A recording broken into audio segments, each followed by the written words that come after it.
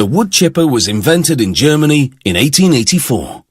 Today's commercial-sized chippers devour wood debris and even entire trees in mere seconds. Spitting out chips that can be used as mulch for your garden makes the wood chipper one mean recycler.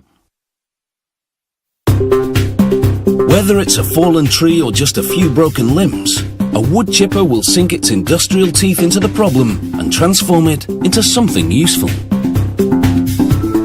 There are different kinds of chippers, but this one is a drum style.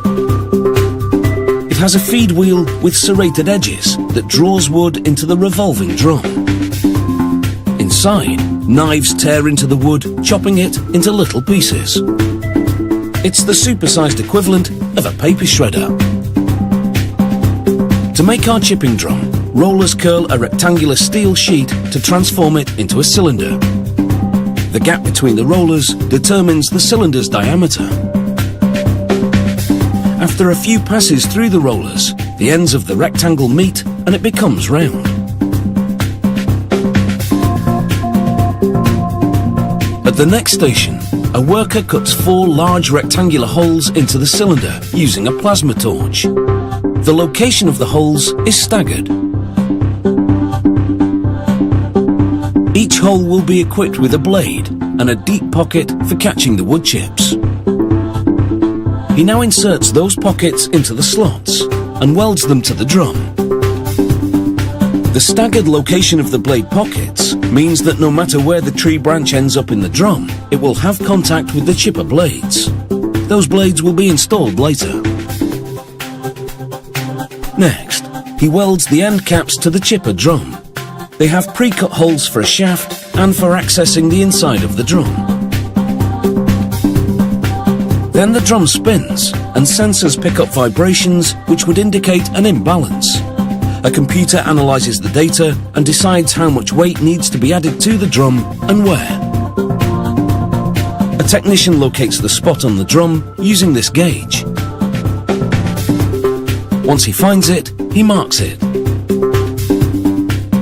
A metal weight is then welded to the mark. Just like the wheels on your car, a wood chipper drum needs to be balanced in order to run smoothly.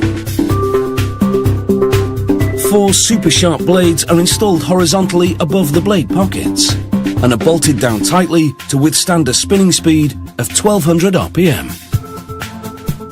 Once the drum has been equipped with a shaft and a fan for moving the wood chips out, it's lowered onto the base. A crane does the heavy lifting as a worker guides the shaft bearings into the mounts. Now he adds an upper housing to protect the bearings from debris.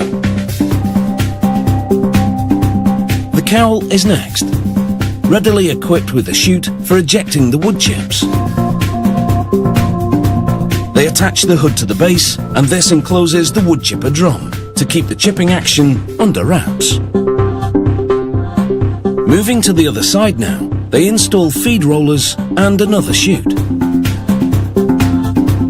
They activate the feed rollers by hand and check the distance between them and the chipper drum to confirm that there's adequate clearance.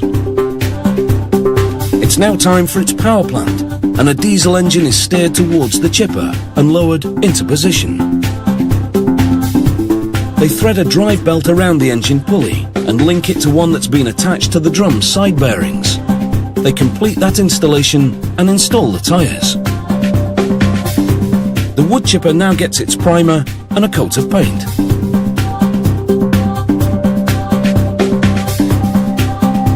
They use a polyurethane paint developed for military vehicles.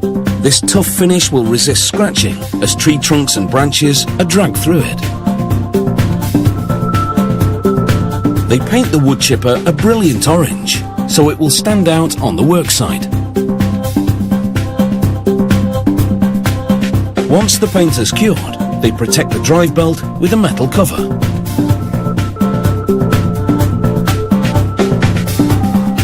They transfer lettering onto the side, detailing the make and model of the wood chipper. After 9 days of work, the wood chipper is ready for action. And with its industrial teeth, it's fair to say bark is worse for its bite.